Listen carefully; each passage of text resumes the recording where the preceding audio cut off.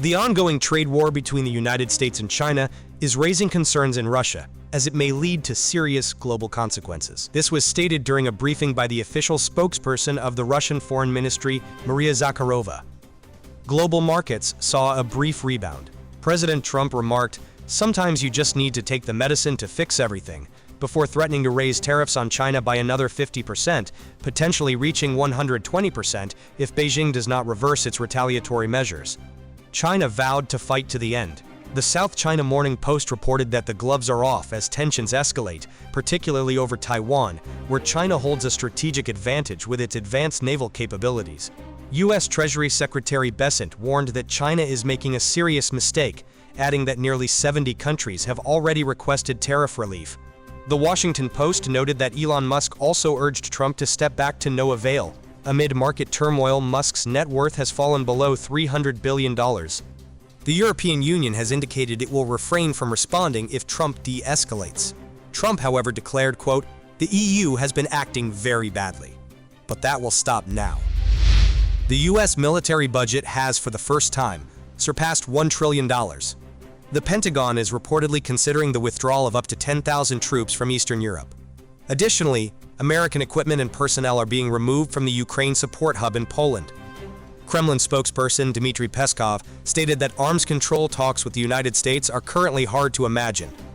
President Zelensky mentioned the presence of Ukrainian forces in Russia's Belgorod region and claimed the capture of 2 Chinese soldiers, instructing diplomats to engage with Beijing. Trump commented, "Russia is bombing like crazy. I'm not thrilled about it, but the sides are close to a peace deal." Former Russian President Dmitry Medvedev responded, "Even if the conflict ends, nuclear disarmament is impossible. The world will continue to create more destructive weapons. We all know where this is heading." Trump added that a new potential nuclear agreement with Iran would be much stronger than the previous one, but warned that if talks fail, Iran will have a very bad day.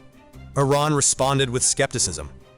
The Russian Foreign Ministry clarified that Russia is not obligated to provide military assistance to Iran under the Strategic Partnership Treaty in case of external aggression. Meanwhile, South Korean forces opened fire on North Korean soldiers who crossed the demarcation line.